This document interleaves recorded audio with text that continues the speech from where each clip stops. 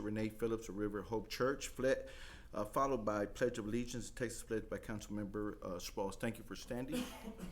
Pastor.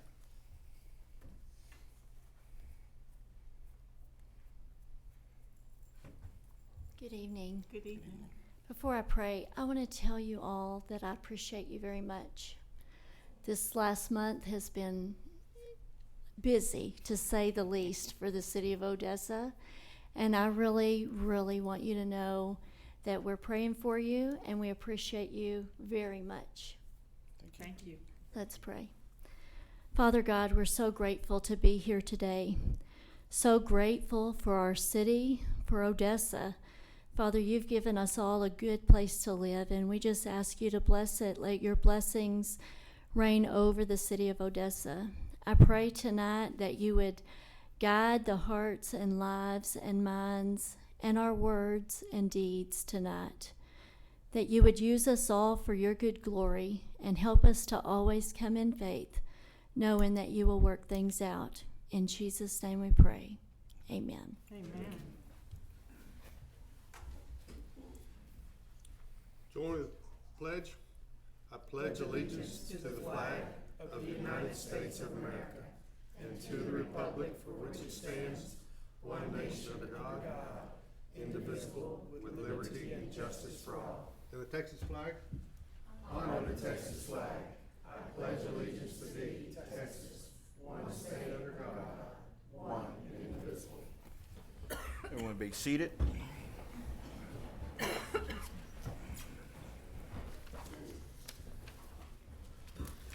Seeing we have no proclamations, presentations, or awards. Want to inform the audience in the chambers, any citizen comments on non-agenda items can be done by filling out a Odessa City Council meeting speaker form. Turn it into City Secretary. You can come forward. And by doing so, you come forward, state your name and only your name. You do have 3 minutes to speak on non-agenda items.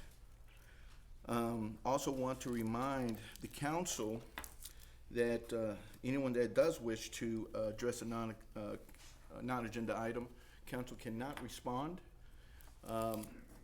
Also, if we can give directions to staff in order to address any issue that is brought upon in the non-agenda items. There is someone that filled out a form, Miss Anissa. Want to come? You can come forward now. State your name and only your name for the record. Thank you. Thank you, Mayor. My name is Anissa Forsyth. Do I begin? Yes. Okay.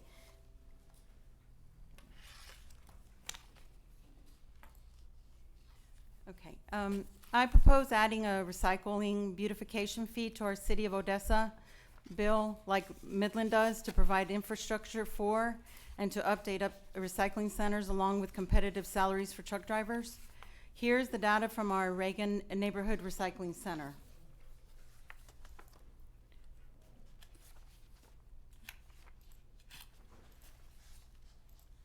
Reagan has recycled over 600 ink cartridges with the Office Depot rewards. This wasn't working the way it was working at home. Okay. Okay. Labels are provided by Recycle Across America. We reward recycling with gift cards provided by Melinda Garriga and prizes from PepsiCo site. Target is the only place in Odessa that takes glass bottles. And I happen to take all my glass bottles there. Thank you. Spacebar. Thank you. Here is number one.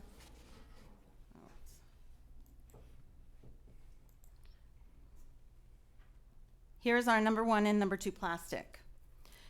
Consistent labeling is essential. Citizens they want to recycle here in Odessa. This is the Odessa Time Machine. Every Sunday afternoon, this is what the time machine looks like on Sundays. But recycling takes this number one and number two plastic and separates it by hand.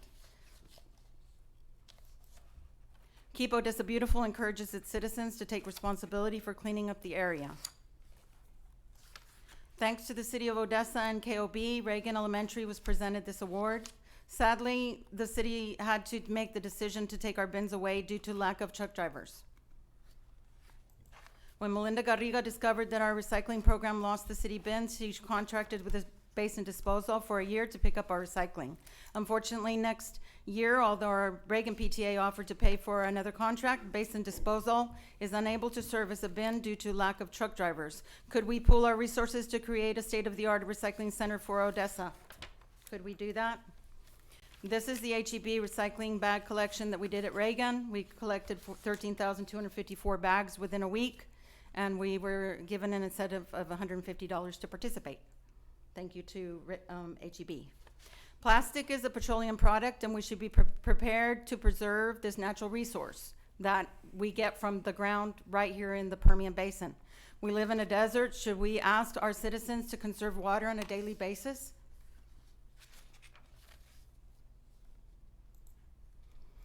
This is Loretta Walker, who was our most fervent supporter. She helped with the after-school green team and recycled her ink cartridges while she wrote her heartfelt poetry. We dedicate this presentation in her memory and her life of giving to her community. This poem came from her book called The Desert Light. May I read it? It's very short. Go right ahead. Listen to the rain. Each drop sings in its own language. A million melodies plummet to the earth. Beautiful the way this liquid music falls into a wet chorus of joy, by Loretta Diane Walker. Thank you very much for listening, and thank you for everyone who came to support our Reagan efforts. I've provided lots of other documents and another PowerPoint that shows all kinds of pictures of the kids and our parents, and they're the ones that are really doing all the work, not me. And I appreciate you listening. Thank you, Mayor Hoven. Another citizen that's willing to address the city council is Matt.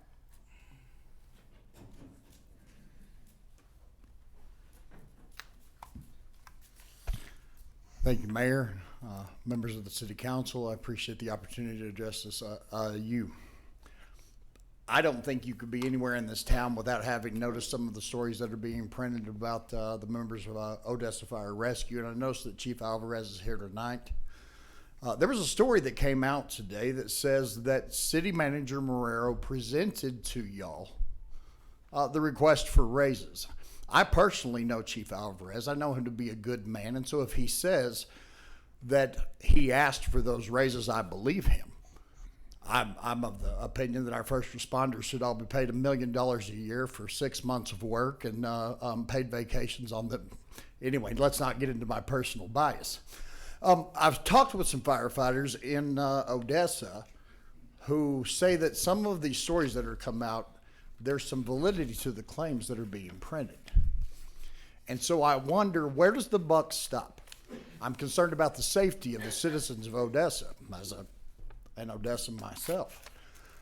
Where, actually not where. When this plan was presented to y'all is what it says. Why did y'all reject these raises for OFR? Because from what I've been told, the city manager presented this plan to y'all and y'all said no. And so I'm concerned about the safety of our citizens. I'm also concerned about what I read is a very high turnover rate at OFR. And I know you, a firefighter yourself, I know this must be an issue that's very close to your heart. So I just wonder, where does the buck stop? Thank you.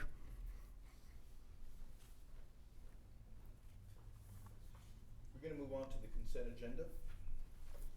Council, will you review the consent agenda? And while you're doing so, I want to remind the audience that these items that are considered to be routine and have been previously discussed can be approved in one motion unless council member asks for a separate consideration of said item. Any member of the public may also address the city council regarding any of this agenda items before or during the consideration of said items. Council, do I have a motion? Mayor, excuse me. I'd like to make a motion that we pull item G off for separate consideration. Item G? Item Will you G. rescind your motion? I will. So we have a motion to remove item G? Item G, consider bid award for the purchase of automotive vehicles for various departments. I have a motion by Councilmember Thompson. Do I have a second? Second. I have a second by Councilmember Spalls. All in favor, indicate by saying aye. Aye. All opposed indicate by saying nay. Motion passes. Item G is removed from the consent agenda. Council, would you want to review the consent agenda minus item G for approval as presented? So moved. I have a motion by Councilmember White, second by Councilmember Spalls, to adopt the consent agenda as presented minus item G. All in favor indicated by saying aye. Aye. All opposed indicated by saying nay. Motion passes unanimously. Consent agenda is passed minus item G. We will now discuss item G to consider the bid award for purchase of automotive vehicles for various departments. Assistant City Manager, you ready? Mayor, members of the council, thank you. This agenda item, as was presented at work session last week, is a result of bids that were released in late March for the purchase of automotive vehicles, and these were scheduled and budgeted vehicle purchases. What was presented to council was utilizing the low bids for the purchase of the items, and then 2 items being awarded to Sewell Ford utilizing local preference as they were within 3%. And that total recommendation was for $1,011,320.10. I'll take the first. You'll take the first one, yes, sir. I think I would too on that. Excuse me on that. There was discussion from Councilmember Thompson on wanting to look at possibly awarding the total package to one vendor rather than it by each individual item. If council were to consider the total package, looking at the low bidder, it would be Caldwell Chevrolet at $1,036,070, and then reviewing the local bid through Sewell Ford, they are within 2.47% of the other bid. Utilizing local preference, they can go up to 3%, and that total price is $1,061,742.40. So that is a $50,422.30 increase to utilize local preference on the total package. So happy to answer any questions that the council may have. Philip, I have a question. Yes, ma'am. What's the turnaround? So in visiting with the vendors, there was various time frames. Most of them had a large question mark, but most of them told us anywhere between 12 to 24 months. And we're also seeing that in our police vehicles and in other vehicles as well. Yes, ma'am.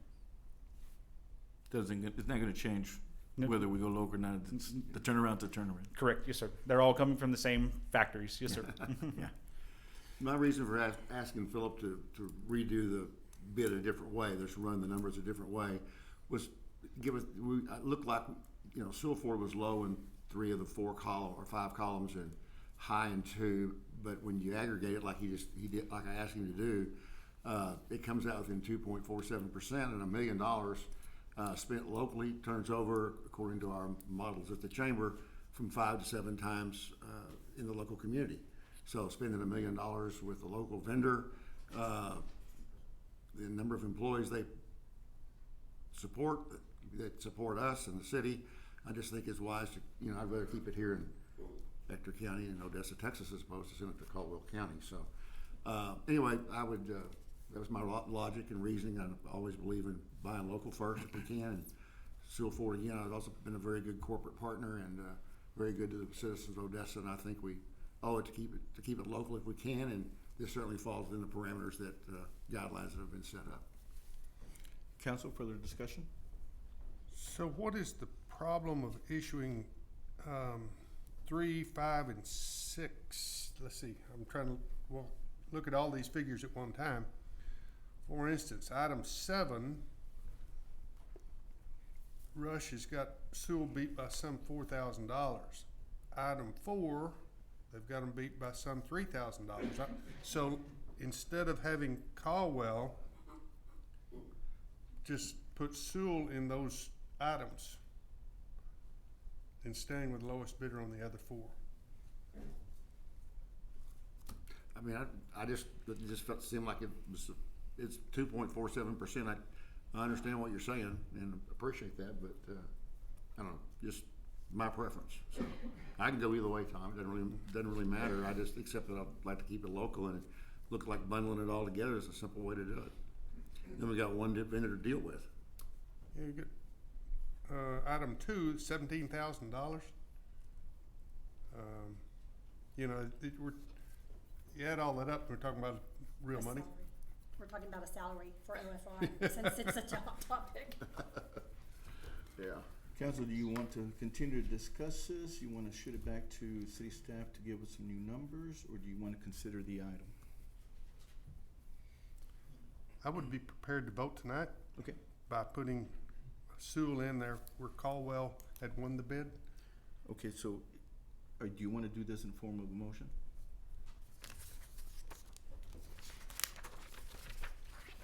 And it sounds like it's gonna be a complicated one, so Let me but make sure we, I'm- we need Cindy to do the math.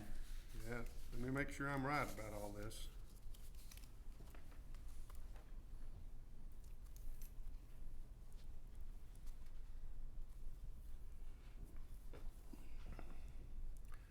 I move that we accept these bids with Rush Enterprises winning items 1, 2, 4, and 7, and Sewell winning items 3, 5, and 6.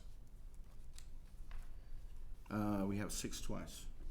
One, No. two, No, 7. 1, 2, 4, and 7. 1, 2, 4, and 7. And then, Sewell, items 3, 5, and 6. That's correct. See a Council, problem with that, Philip? No, sir, we serve at the council's discretion. council, discussions on the motion? So before this, we were gonna give Sewell the preference on items 4 and 5, correct? Yes, sir, they were low bid on item number 3, and then the local preference would be utilized on items 4 and 5. Okay. Does the math work for you? Well, it just makes it more confusing. That is Okay, true. so, so if Sewell was the preference for item 4, correct? Yes, ma'am, that was a recommendation at the work session. You could utilize local preference on that, yes, ma'am. But you're wanting to go ahead and go that one with Rush, Because it's lower. It's lower, lower, okay. $3,200. And so basically bypassing the local, indemnity within the 3%. And just going with the, local, it was staff's, recommendation on those items for Sewell. Yes, sir, and that's based on a recommendation. What we've historically done with council is bring that local preference. Yeah. And Councilman Sprouls is just going with low bid and And lower. awarding, making a motion for Rush on items 1, 2, 4, and 7, and Sewell being on the low bid on 3, 5, and 6. Council, further discussion? Was there a second? No, we have a motion to award Rush item G, items 1, 2, 4, and 7, Sewell Ford, items 3, 5, and 6. Motion by Councilmember Sprouls. Do we have a second? May I ask a question? Yes. So, does that differ greatly from what your recommendation had been on? For Councilmember Thompson, yeah. Yeah. Mm-hmm. Yeah, Council, I'd give them all to Sewell, that's what I'm saying, I'd give them all to Sewell, because the total, as an aggregate across the board, if you add them up, it's 2.47% from Caldwell is the, or, is that right, Philip? The lowest bid across the board. Yes, sir. Lowest bid across the board was $1,036,070, and Sewell's total bid was $1,061,747.40. For a difference of?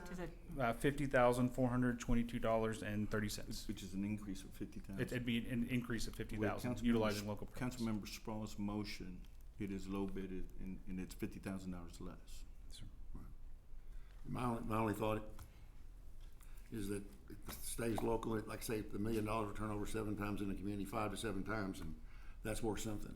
So, that's sales tax and property taxes and everything else, so I just, Do we get the sales tax on that that piece of property? no, it's not, on that piece. No, I mean, Vehicular Yeah. sales tax. no, it'd be Okay, on that- vehicle tax, inventory tax, and, on the sale of the tax. I'll second, Councilmember Sprouls' motion. The motion is to, accept Russia's estimate low bid on items 1, 2, 4, and 7. Sewell be awarded items 3, 5, and 6. There is a motion by Councilmember Sproul, second by the mayor. All in favor indicated by saying aye. Aye. All opposed? Can you show hand signs? These are ayes? Ayes? All opposed? No. Okay. Item passes 6-1. Thank you, Thank you, sir. We're gonna move on to, Thank you, Mayor. yes. We're gonna move on to other council action, public hearing. Item 1, open a public hearing to consider limousine service franchise application by Delma Barriga, ordinance first approval. Chief Gerke. You get the hard stuff. I don't have to add like you guys just did. Well, trust me, you've asked me to repeat it, it ain't gonna come out the same way. Good evening, Mayor and Council. This is a request by Delma Barriga for a limousine license inside to operate that inside the city of Odessa. She will operate one vehicle, a 2008 Ford F-650 bus. All the backgrounds and inspections have occurred and everything is correct, everything is in order. Any questions? Council, any questions?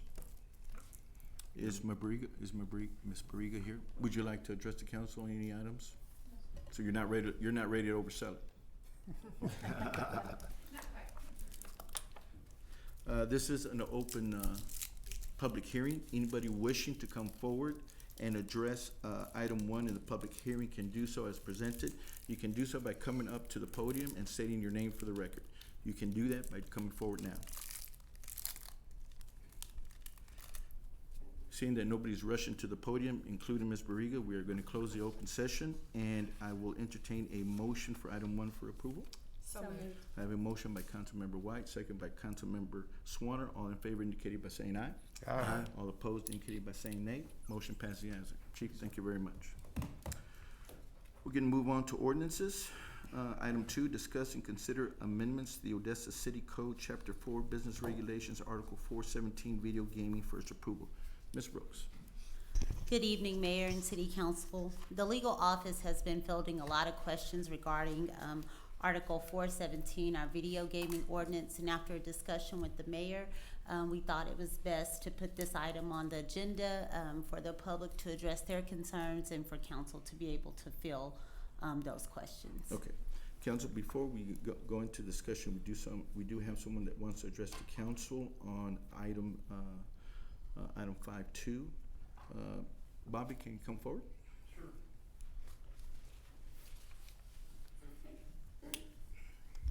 I've been talking to your Bobby Bland, by the way. I've been talking to your assistant city manager or city attorney. You just Monique. promoted her. Yeah. Sorry, the other way. Anyway, so she just asked me to come and address some of my concerns here. Okay. I've been talking with some of these business owners here, and we've been dealing with these things. They'll get a visit from an officer, and then we'll have to work our way through it. Sergeant Cappett's done a great job with that, talking to us, and so has Monique. But it's just kind of all over the place. And so one officer will show up and cite them for one thing and not cite them for something else, and then the next day another officer will come and cite them for something else. So we're kind of working our way through each of these citations. One officer says everything's fine here, and then the next day someone shows up, there's tent there, and you show up and it's hard to see the tent. I mean, you can see through the stuff. I know one of the things you are considering the grandfathering of the number of games that are allowed. All these owners, these business owners, bought these licenses when they could have as many as they wanted, or up to however it was, I can't remember. And then they passed this limit of 50. But I actually watched the YouTube video of y'all's meeting, and it kind of sounded like y'all almost grandfathered in the 50 plus for the previous ones. Y'all can go back and look at it. So I don't even think the law matches up with, the written law matches up with what was passed necessarily. So those are just some of the things I found as I've been stumbling through these things. I'm obviously a private attorney now, so I was just looking through this stuff. And so Ms. Wimberly and I were going through this, and she asked me to come forward and tell you that. So obviously, part of my concern and part of these business owners' concern is that they're buying licenses from the city and paying a lot of money to do that and have these permits. And then ex post facto, the city council changes it, which could be a violation of the Texas Constitution or the U.S. Constitution. Texas Constitution specifically talks about interfering with contracts. So those are just some of the things we've noticed as we've gone along. So I've been working my way through these things, and I was just asked to come talk to you about that. I never thought I'd have to come and talk to another governmental body again. I was enjoying not doing that, by the way. So, but if you have any questions. Yes, sir. Do you want to address each item that the business have concern, as you stated? Well, it's just inconsistent enforcement. Okay, give me, go one item at a time, so that way we can understand it. An officer will show up and say everything's fine, and some of the officers, like Sergeant Capps, has gone through and looked at the businesses and said this works, and this doesn't. Can you give us an example? Well, where the serial numbers were, that was one of the things. Of course, that's kind of a vague law too. I know someone's addressed that with y'all as well. So is that still an issue? Huh? Is serial numbers, is it, we heavily discussed serial numbers. We really discussed the word on. Are we still talking about the same thing on the serial numbers? I believe so. Okay. Is there? That's one of the tickets. That was one of the first tickets that was given out. Yes. And then So is that still an issue about where the serial numbers to be placed? most of the people I know are putting them there, trying to put them there in the right place. Well, which is where on the machine? They're trying to put it where the officers have told them to, which is, I guess, the right side as the machine is facing you, even though it doesn't really say that. It just is the right size. Were we not going to provide, I'm sorry, were we not going to provide an illustration, and that they were going to be providing illustrations? They could have Kev's done a lot of things, so he may have done that. Those were provided, yes. We provided all of that. Okay, anyway, that was the first thing. I'm Okay, just so let's go talking to item 2. in generally. So you just said address each one. Yes, sir. Okay, so then the officers will come out and they're hitting all these different places and issuing tickets where the day before an officer would show up and not issue any tickets. And the weird thing is, one officer says there's 10 on the windows and the other one says there isn't. And, you know, when you're looking at daylight, there's reflection off these windows. Whether that's 10 or not, I don't know. But it's in effect, it's inequitable enforcement. And there's no rhyme or reason to it. So that's one of the issues. I walk up there and you can see it at night. You can look right in those windows. And you can look at them during the daytime too, other than the sun reflecting. So you can't see from the outside in? You can. It's just, again, the sunlight. Is there a tent? If there's I don't know if there's 10 or not. You go look at it and tell me. I mean, that's going to be the question. I've got pictures that show I can look in there from the outside. So, I don't know. So you can't see from the outside in? Huh?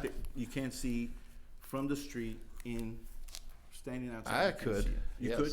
Yes. I think even if you can or cannot, is there a tent? Yes. Yeah. That's the question. If Is there's it, a tent, then it's not illegal. again, that was passed. What my understanding is, Chief Gerke might could address some of this, but if there's any type of a tent, is that not a violation, or Natasha? According to the current ordinance, Hold on, Chief, that way we can get it recorded. We've had record.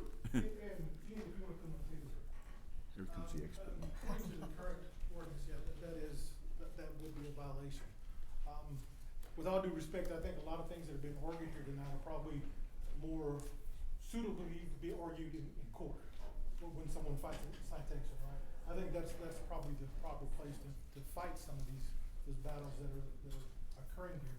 But yeah, that would, so what I would expect is for these citations to go to municipal court, and then the municipal court for a judge to sit down and rule on this. Okay. That's who should have the determination on if this is 10 or if this is not 10. And so is it not y'all's understanding, if there is any tent on the window, that is a violation? That'd be correct. So just reading directly from the ordinance that was passed recently here, it says no licensee or permittee shall cover, sheathe, or tint a window or door of the facility or otherwise block a window or a door so as to obscure the view of any video gaming machine located in the establishment or the interior of the location from the sidewalk through the facility's window or door. So to provide context on the enforcement actions, since May 27th, which was the enactment of the ordinance, we've issued a total of 9 citations and 1 warning related to various video gaming offenses. I don't know specifically which clients Mr. Bland represents. I know 3 have been issued at 2927 East Highway 80, and then 1 at 6100 block of East Highway 80 as well, which is the East Odessa Game Room. I know that one was a point of contention as well. There was some cardboard placed in the window, and it's up in the air whether it's a structural cardboard or if it's an obstruction on the windows. And what was that second address? Don't quote me, it's the 6100 block of East Highway 80. It's East Odessa Game Room, just east of the East Loop. Okay. So Natasha or Monique, if there's any type of a covering over a window, whether it's on like the cardboard, if it's temporary or not, curtains are temporary, that would still be in violation, would it not? Correct, because 12 says facilities shall provide transparent uncovered glass, so curtains or cardboard or, yeah. And then the next, it does say no licensee or permittee shall cover, sheathe, or tint a window, but if you keep reading, it says so as to obscure the view of any video or the interior of the location from the sidewalk through the facility's window or door. So there is a question as to whether it can be tinted to an extent where it's slightly tinted, where you can still see inside, or is it no tint at all? So we need to clarify that. A slight tint or no tint? Correct. Okay. So there is a reading of it, as Mr. Bland and I discussed, to where a window could be slightly tinted, but you can still see inside, kind of like vehicle windows on your front windshield is sometimes tinted or your side windows are tinted, but you can clearly see. But then there's also, like, for example, vehicle tinting where you cannot see at all in there. And so that's the question that we're getting a lot, that we're not exactly 100% sure what council's intention So there you was. need clarification on whether it's no tint or a variation of of different shades of tint, like we do on vehicles. Okay, let me ask a question. Chief Gerke, since the police is,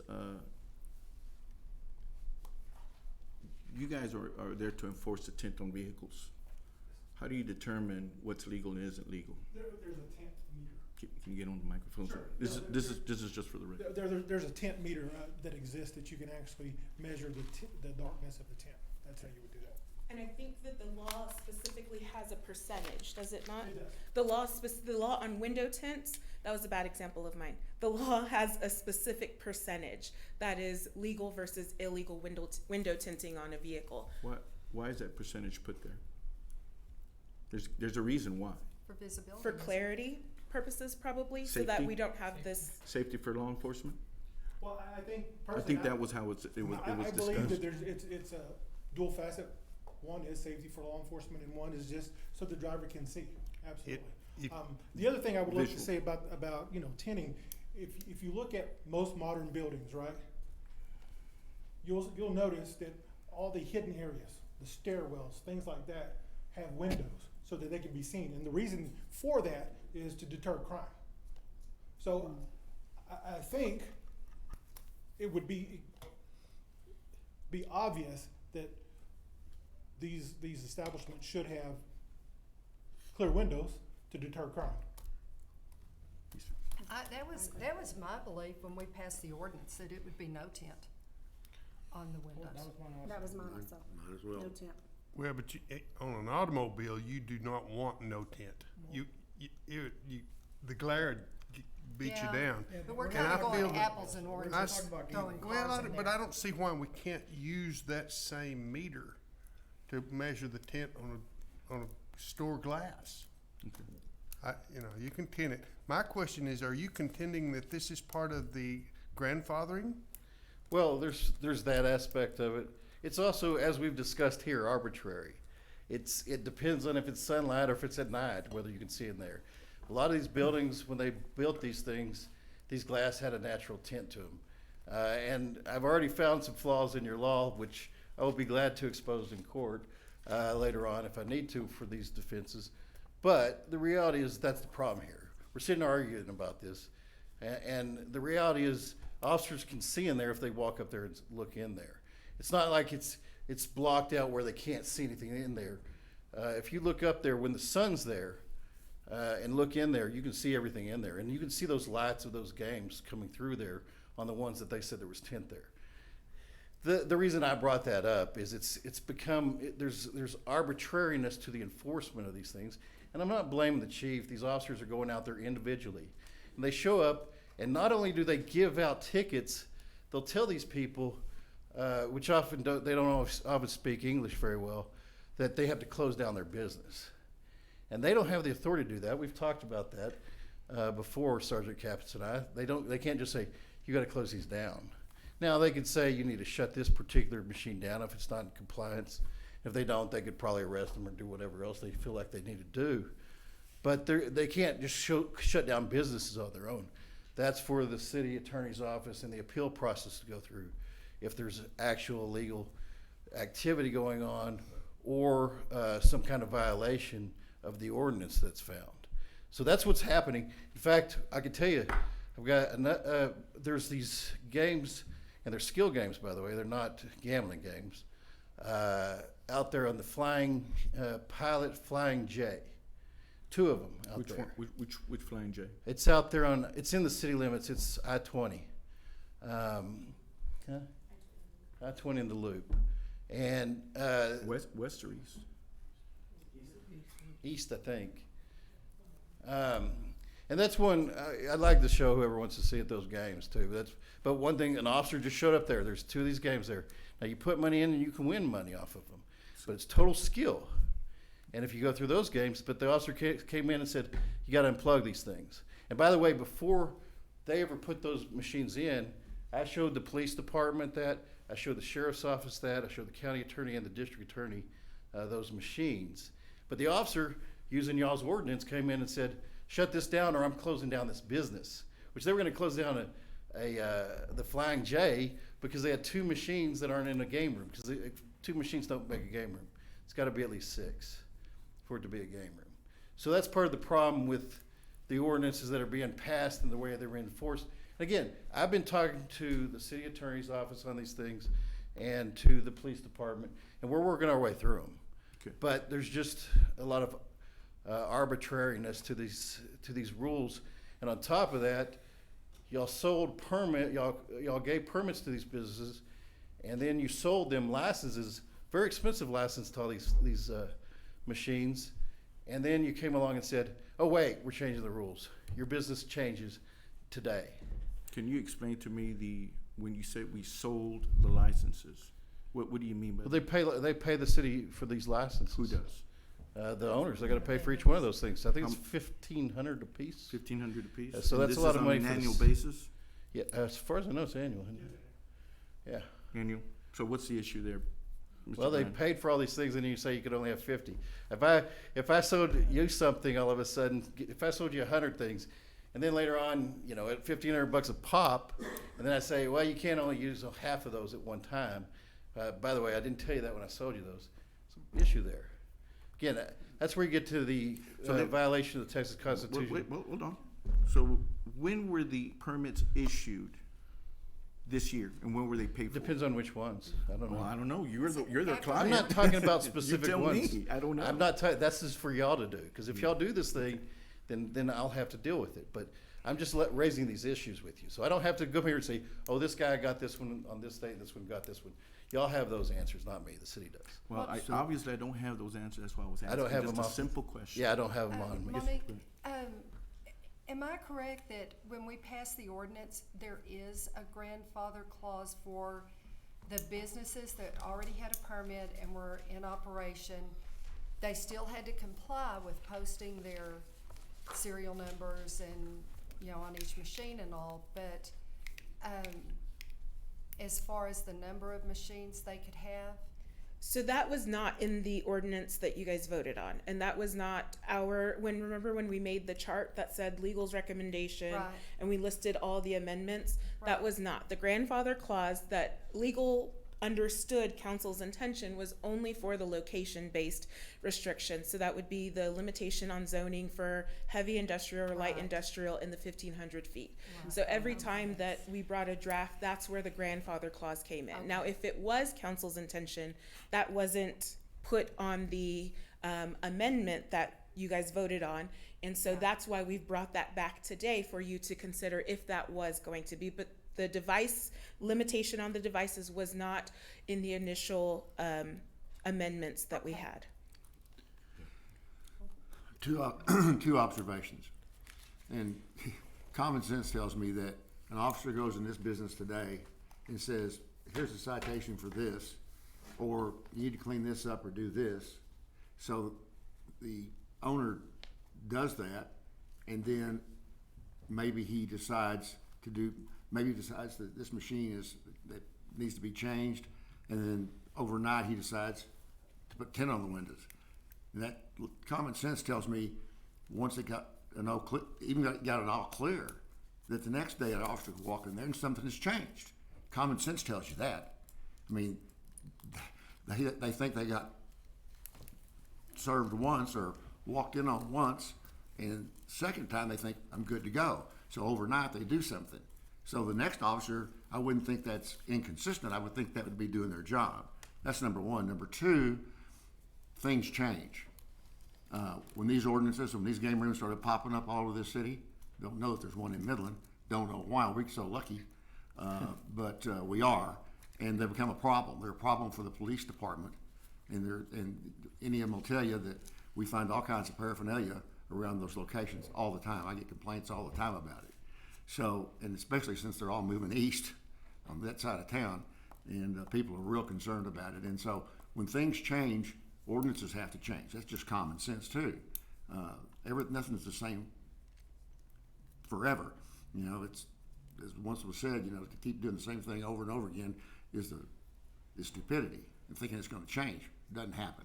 So we had to do something different. So I believe that what we're attempting to try to do is do it equitably, fairly, but under some rules that weren't done when the game room started popping up. And then we found all these problems with them. So I think that I read something somewhere where somebody said, what's a window? I mean, you know, what's a woman? I don't know.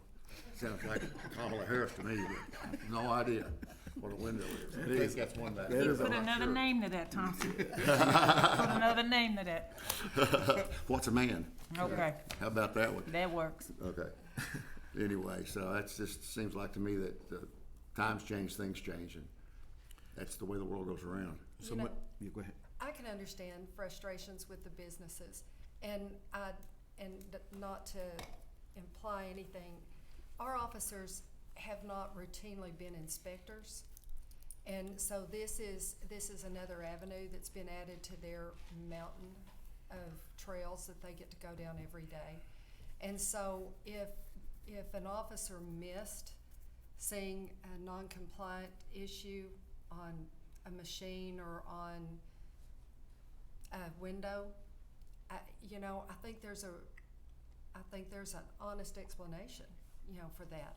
It doesn't make it right. That's just like if you were speeding down here and didn't get a ticket, and you're speeding home and you get one.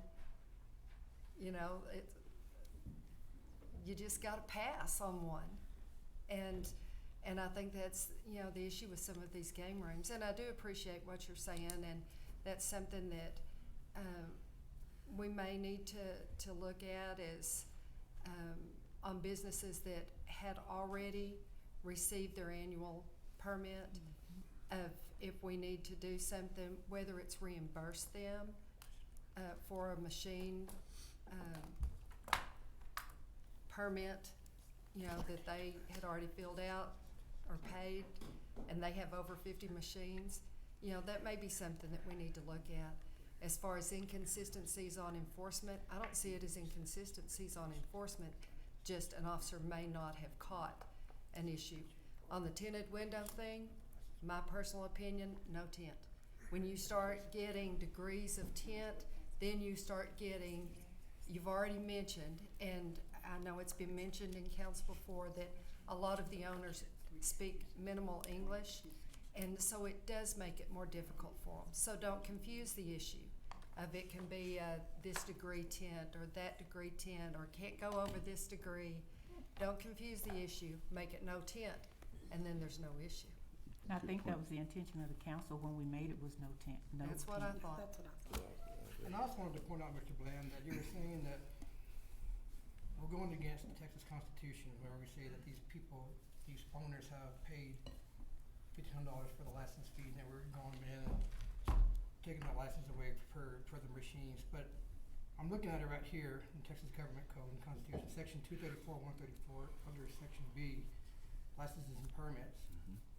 It says, regulations adopted under this section may provide for the denial, suspension, or revocation of a license or permit. So it's in there. So we could do that if we wanted to. That's just, so to say that we're going against the Constitution, the Texas Constitution, it gives us leeway in here to do that. Do you want me to respond? Sure. Because you can revoke license, there's no doubt about it. I mean, I think that's what some of this is aimed at, is revoking license eventually. And that's how y'all want to do it, that's fine. I'm talking about the ex post facto law. That's part of the Constitution when it was passed by the United States and by the state, because it means you can't pass a law after the fact. It's a fairness thing. If murder was never a crime and I went and killed somebody, and then the next day they passed a murder law, guess what? I'm free of it because it wasn't a crime then. So, and it deals with the contract. It's an argument. Again, I'm not telling you it's absolute one way or the other. I was asked to come here and speak to you about some of the concerns I've seen, and that's what I was doing. So, and I mean, we get to this thing, if we get into this area, the problem with a lot of these tents are they're part of the building. They're part of the glass that was already there. A lot of these glasses that you have in buildings, there's already tent in it. In my office, there's a little tent in it. I didn't go put it there, but there's tent on that window. So you get into an area where you've given people licenses to operate. You've sold them permits to put each one of these things in, and you change the hours of operations. You've changed how they can operate their buildings, and a lot of them are trying to change it, by the way. A lot of this happens because they call me and say, what do we do? And I'll call up Sergeant Capitz, and we'll go through them and show them different things. I mean, we've been working on these things. But I'm telling you that there's some issues with this, and there's real problems with enforcement. Anybody can come up with, oh yeah, it could have been changed here and there. Go check out those windows and see if they've actually changed anything or they added a tent. That's just part of the natural tent on some of these buildings. And that's just one issue. I'm not going to get bogged down on tent. I don't know anything about tent. But guess what? When I go to court, I'll know about tent, and we'll let a jury decide. And that's fine. Okay. So if they want to give, and by the way, I'll subpoena the officer that went there the day before and said everything was okay. Well, let's hold that for municipal court when you Okay. when you file the motion. Let's go ahead and move on. Let's ask some Okay. questions because we're gonna address a couple of things that in the email that you forwarded over to legal. One of them, we need a clarification on tent. The council's intention, whether there was if there was allowable to have. Go ahead and have Ms. Wimberly come forward. Yeah. So, Ms. Wimberly, one issue is whether it's tent or the council when their intent was to have slight tent. I think there's a consensus that the council is saying no tent. So I think that's an adjustment in language that needs to go forward. The other was, if I'm correct, Mr. Bland had forwarded about. Mayor, I drafted those concerns, so it was nothing that Mr. Bland had forwarded over Okay. to us. It Okay. was just Then I'm concerns clarified that on had been that. raised. Sorry for giving you the credit. And I didn't bring a tent. And so, so the other one is about the clarification about what was the council's intent in the grandfathering? The number. Was their intent was the limit of the machines at 50? And if that was part of the grandfathering, that was part of the zoning?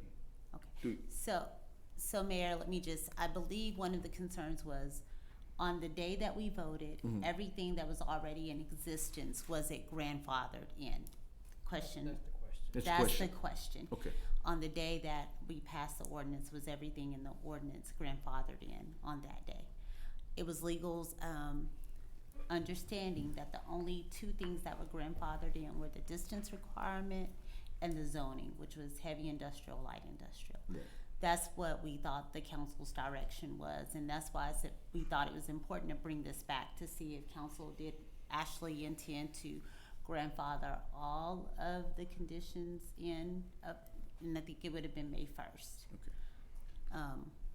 Let me go off on what Councilmember White, you basically mentioned, talking about that we need to look at, how many, is this fair enough to say, Council, that let's look at how many, businesses have plus 50 machines? What is it that they're paid in crunch numbers, what warrants a reimbursement of any machines that go forward beyond that? Or does the council intend is to limit the machines at 50 and make that retroactive? Or when we did the grandfathering, that was limited to the stipulations that Ms. Brooks had said, and allow those businesses that have a plus 50 to stand as is? May I ask a question? Yeah. Natasha, on this, if we were on the businesses that had already permitted, do they permit like on a calendar year? Is it an anniversary Yes. that they permit? I think it's Is their it the anniversary. first of the year? That's the date of which they originally paid their license. So yes, it's Anniversary. annually. Okay, for each individual, it's not like So the it could first be a of different January? year Yeah. for, I thought it was the It's- first of January, it's but it annual. could be a different year based off the establishment. So if Okay. one establishment opened on January 1, one opened on January 3rd, respectively, their annual year would be different. So, Like, yeah. And they would mean, renew. Okay. If we wanted to look at the businesses that already had their annual permit and they paid for more than 50 machines, if they could be allowed the rest of their permit year to run as they are, but then when they renew their permit, it can only be for 50 machines? No, we can do that. I don't know why. Well, I mean, it's council's look at it. discretion. I mean, could that be something that you guys could look into, or? In terms What of do you whether think? that is allowed, Yeah. You have to research that. I'm not able to speak off the top of my head on that. Yeah, matter.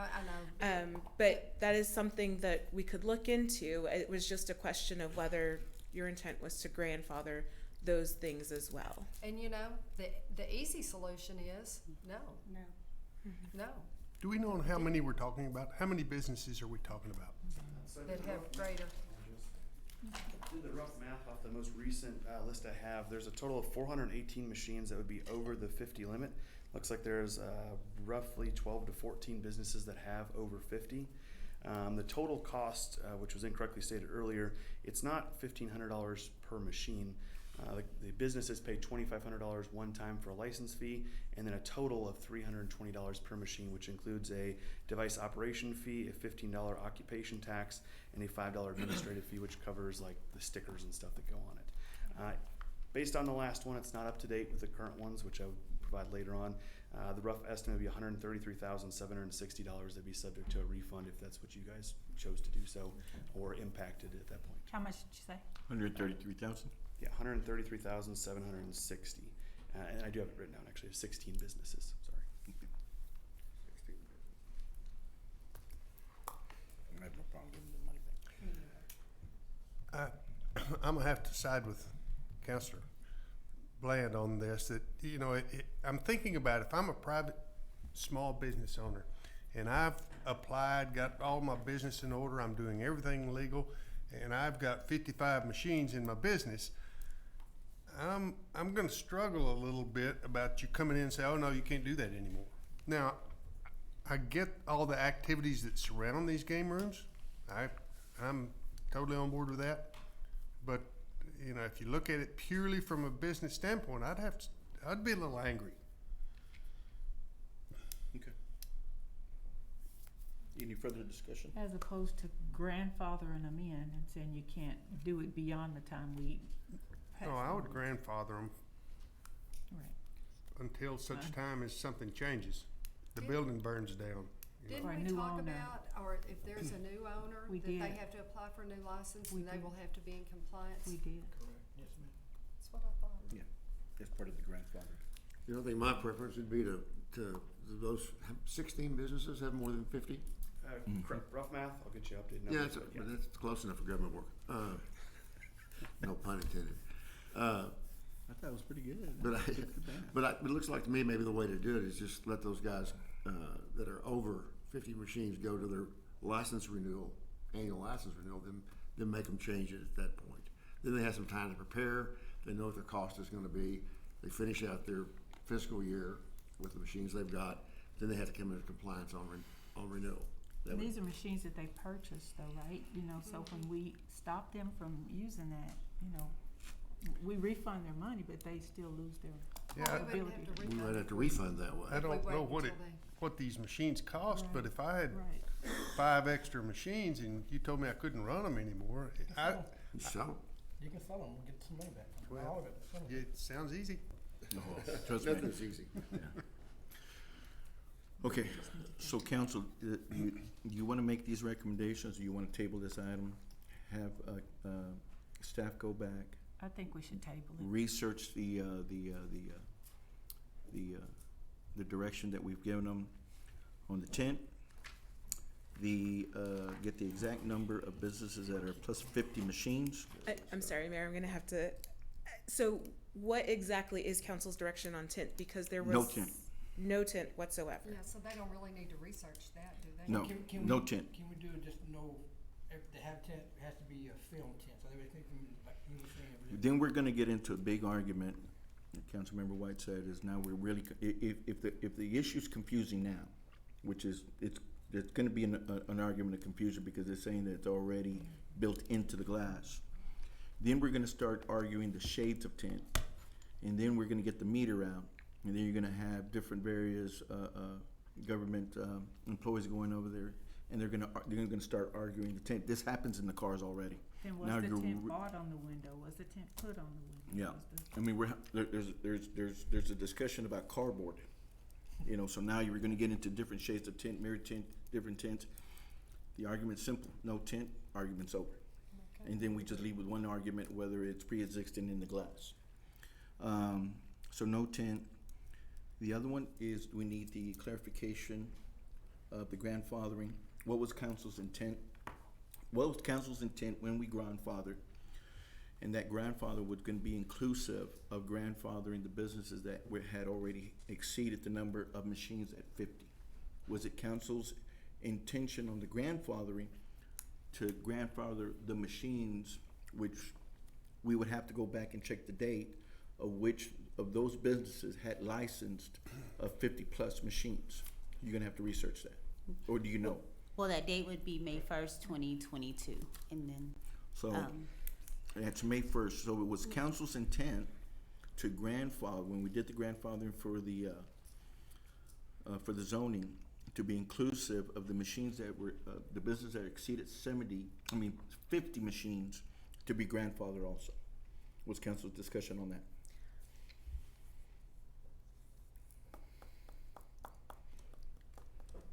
Do we have an opinion? Do we want a consensus? You want to discuss that now? I thought we had grandfathered them. I will say it was my understanding, it was when we grandfathered, we were grandfathering that as well. Right. But we've had other businesses come forward after the adoption of the May 1st that have exceeded that 50, and they're gonna make that argument as well, that they need to keep theirs. Because they pay, But they're I know after that, that date. doesn't matter, but it's still gonna make that argument.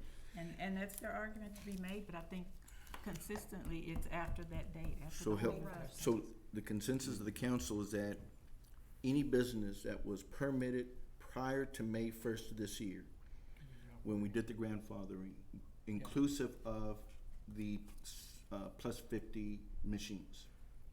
Correct. Yes. I think so. Councilmember Spross? Yep. Okay. Is that for this renewal year, or is that in perpetuity? Okay. the Council? others are in perpetuity. That's what I thought, in perpetuity. Okay. Yeah. So they will be forever grandfathered in? Well, Until until they Until either something lose or their changes. license is revoked or suspended? Then they have to Correct. apply And they to get a the, new to owner. the, to the conditions of the new ordinance. Anything else? I think those were the two determining factors. I'm sure they'll be back for something else. Would- So, So would you, sorry. sorry, just to be clear, so if the council's intent is to allow those to operate in perpetuity, even if they come up for a license renewal, they will still be able to have more than 50? Is that the council's? So long as they were in existence before May 1st, 2022. And So they're still- anyone and they're currently still existing. operating with their current original So owners and permit. if I may make a recommendation to council, if we can make that explicit in the ordinance, that way there's no confusion in the future. And I think legal has drafted that ordinance for your consideration today, and it has the exact same, that language, the May 1st language, explicitly under the number of machines cap. You have that printed up or not? You have copies? Or you It just was made sent out. copies I for have yourself? it You have right here, but it would be Want to read it? 417E 11. So it would say facilities shall not exceed 50 video gaming devices in operation on the premises. A would say facilities with gaming devices are exempt from these operational device restrictions upon proof that the applicant continuously owned and operated the establishment at the same location and under the same name prior to May 1st, 2022. If the establishment changes its name, its owner, and/or adds another owner after this date, or if its permit was suspended or revoked, or its permit was denied renewal, or if the permit is allowed to lapse, then the facility will be considered a new establishment and must adhere to these operational device requirements. Council That would be the only change that. Council discussion? I think that sounds good. This one? One other, on these and I don't even know who I'm looking at here, but on these businesses, you know how, we've had people that are owners, but they are not operators. And I'm not gonna say for a gaming room, but say for a bar. You know, Joe owns it, but Lucy operates it. You know, leases the building, is not a manager, but is an operator. Is that how the game rooms are? Do they have like an owner that owns 6 game rooms but has operators under each? So there's actually several clauses in the ordinance that identify specifically hidden ownership. So they have to disclose either whole or percentage of ownership for each person. But what I found through previous investigations and interviews and debriefs with individuals, specifically I can speak to one that was All-American Game Room. Was about 3-4 years ago. It's since been disposed in court. There was an individual by Nelson Fleming. He was listed as the applicant, as the owner, but it was undercover later on that there was 4 additional hidden owners out of Tulsa, Oklahoma, and they kind of broke all that down. There is also obviously case-by-case basis the criminal element that does occur that benefits fiscally from hidden ownership or the profits of. I can't get into specifics, but there are some specific game rooms now that are being investigated for money laundering, although I know we can't apply that to every single game room. It does happen. We just conducted 2 investigations related to illegal gambling on Andrews Highway that were executed recently on end of June. So I mean, there is a lot of other individuals that are not listed, but it's so difficult to track that down and ascertain who they are without physically doing a search warrant, obtaining digital evidence. A lot of times those are communications. Some of the leasing companies, previous to your question with the purchase or lease of games, they either lease them or they purchase them. If they purchase them outright, man, they change all these different parts. They'll move them. They'll be transferable. I think that's the particularity with the serial numbers. You get a lot of counterfeit, which is intellectual property rights violation, which is a federal offense. And these people are counterfeiting games which are previously used in Las Vegas, the East Coast, things like that, and they modify them slightly and use them for purposes that are counterfeit needs to profit off that. The counterfeit's also an issue too because they can change the probability of winning and make their business more profitable than what's previously required. So sorry getting long-winded there, but yeah, there's a lot of things that really go into the game rooms, and there's a lot of backroom stuff that occurs. There's a lot of moving I was just parts. wanting to close any potential loopholes on that ownership. You know, that if the ownership changes, that, you know, I mean, but I guess it doesn't matter if you guys go in and, or any law enforcement official goes in and they've, closed them down, seized, where they've ceased operation, pulled their permit, whatever you wanna call it. That's gonna be enough to warrant them opening back up under the new guidelines. Correct. Right? Okay. And more often than not, most owners are out of town. There are very few local owners. That's what I was really getting at. There are some, but very limited. Council, any further discussion? Mayor, while we're discussing this, I just want to also clarify, the initial question was all existing establishments excluded from all new restrictions? And what I'm gathering is that the answer to that question is no. The only thing that we're going to edit and grandfather in is the number of machines. Correct. Correct. That's correct. Prior to May 1, Yes. Yes, sir. 2022. Thank you very much. Y'all can all be seated. Thank you, sir. Okay, so, are we as clear as mud on this? Any further discussion? Not say that, 'cause Is- it gives them a chance to come back. Are they gonna vote on the new, or are they tabling it? I move that we table this discussion for later time. I second.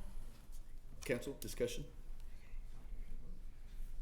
Well, we have a motion and a second for table, so we'll have to have a vote. So we have a motion by Councilmember Sprouls, second by Councilmember Willis, to table, which would be item 2 in ordinances.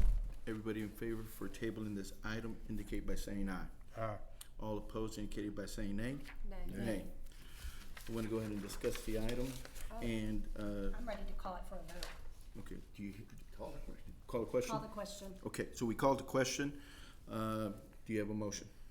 I'll make a motion to adopt the reading that Natasha has, amending prior to May 1st, Article 417 E5, number 11A, that addition that was read. And it'll be simply. What was the addition? Could you read it again? The information, I'm sorry, my mic's on. The information that I read out, which would actually include grandfathering in the machines for any establishments prior to May 1st, 2022. Okay, so we have called the question, we have a motion, do we have a second? Second. We have a motion by Councilmember Swanner, second by Councilmember Thompson, all in favor indicated by saying aye. Mayor, I'm sorry, I just wanna make sure that we also discuss the issue of tent when this is in I didn't hear tent, that's what I was. Yeah, but we clarified that is, no tent. But that So would we can include that in a motion also, But it was. to include no tinting. Yeah, I'll include that in this motion, no tenting. So will you amend your motion to be inclusive of the, no tent? Yes, I'll amend my motion. Okay, so your motion is to adopt the grandfathering of establishments with machines that exceed 50 prior to May 1st, and also inclusive that retroactively all businesses that are licensed for gaming will comply with no tent. Correct. Is that correct? That's correct. Yeah, okay, we have a motion. We have a second by Councilmember Thompson. All in favor, any further discussion? All in favor indicated by saying aye. Aye. All opposed indicated by saying nay. Nay. Motion passes 6-1. May I Thank- ask a quick question also? And Natasha, this may be more to you. If our officers have issued citations on that prior to this clarification, isn't that still a valid, or is that something the prosecutor's office will need to review? The prosecutor's office will review them. We did check, as of the day that I checked, no window tinting citations have been issued or video gaming devices Okay, so have we've not been issued, I've not seen any citations on those two things. Okay, thank you. The support will be over those judges. Okay, now we're moving on to resolution. Consider approval of the Parks, Recreation, Open Space, Urban Landscape Master Plan. Mr. Patton, make this quick. Move approve. Show it pretty. That was quick, thank you. Before we get started, I do want to introduce Matt Chrisman. He is the new Deputy Director for the Parks and Recreation Department. Come on up here so we can interrogate you. It's kind of short, too. Yeah. He's kind of a little guy. He's gonna step on you, be careful. Will you go ahead and introduce yourself, sir? Matt Chrisman, the new Deputy Director. I came from South Carolina. I'm looking forward to working with you guys and the community, and I just can't say enough how passionate I am about Parks and Recreation and what we can do here in Odessa. Well, welcome. Welcome to paradise. Yeah, and we wanted to apologize too at the same time. Do you know how to do it without rain? I do. I actually lived in Arizona before moving to South Carolina. Perfect. Good answer. Steve, go right ahead. Great. After several years of preparing our master plan and getting it in order, and then dealing with COVID for the couple of years, putting us back for a spell, we finally did finish the Parks and Recreation master plan, and we are here tonight for y'all's approval.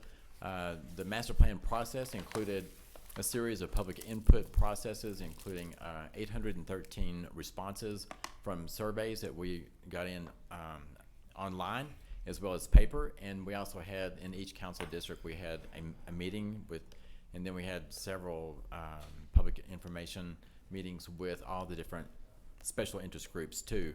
Lot of public input process. So most importantly, the executive summary of the master plan, I think that provides some really good information, but the most important thing is 2 pages, and that is pages 6.7 and 6.6. That is the recommendation of our policy priorities, and the next one is our project priorities. And there'll be a test on those 2 pages later, so those are the most important. And most importantly, too, is this is filed with Texas Parks and Wildlife Department, which is a requirement every 5 years to make sure that we are in compliance at the state level. And if we do have any type of applications for grants with Texas Parks and Wildlife, we do need to have this on file and up to date. So this will provide that instrument also. As we discussed previously, and a good point, Mayor, that this is a guideline. The most important thing, it is a guideline that shows what our priorities are. It can be amended. It doesn't have to be exactly as we have stated, but this is the guideline for what our intent is. And I think most importantly, when Aaron Tooley did his presentation, and he covered all the benefits of having parks and the quality of life and everything, but I think in all the years that I've lived in Odessa, sustainability is one thing that he didn't mention that I think is probably more important than anything that could ever derive out of some of his comments for the benefits of parks. Odessa needs to have a quality of life that makes it a permanent place for families to live, not to come here and make your money and leave and go someplace else where there's trees and hills and water. He lived in Arizona. Yeah, He's Arizona. fine. But to sustain a quality of life and sustain your population and to have growth, we have to have a quality of life of good parks in the park system and provide recreation opportunities for families and children to stay here. So I think that's something that I never heard in his presentation, but I thought was very important to say. So with that, I think everybody's got a copy. I'd be glad to make copies available for anybody. We will have it posted online once it is approved, and we're ready to go on to the next step, and that's implementation. You should have stopped right before that. See pile of signs in his eyes. Okay, Council, any discussion? Seeing that there's no discussion? Yeah. Thought it was well Do I done. have a motion? So moved. I have a motion by Second. Councilmember Willis, second by Councilmember Mata. All in favor indicated by saying aye. Aye. All opposed indicated by saying nay. Motion passes unanimously. Thank you, gentlemen. Thank y'all so much. Thank you. We're gonna move Appreciate on it. to miscellaneous appointments, board names. Ms. Grimaldo. None at this time. Okay, seeing that I there is move we no more adjourn. business before this city council, do I have a motion to adjourn? I have a motion by Councilmember Squall. Do I have a second by Councilmember Willis? All in favor indicated by saying aye. Aye. All those not in favor indicated by saying nay. Motion passes unanimously. We have a 6-1. Council member being the dissenter to adjourn, so we all go home and we'll leave him here. We are adjourned. Everybody, be safe going home.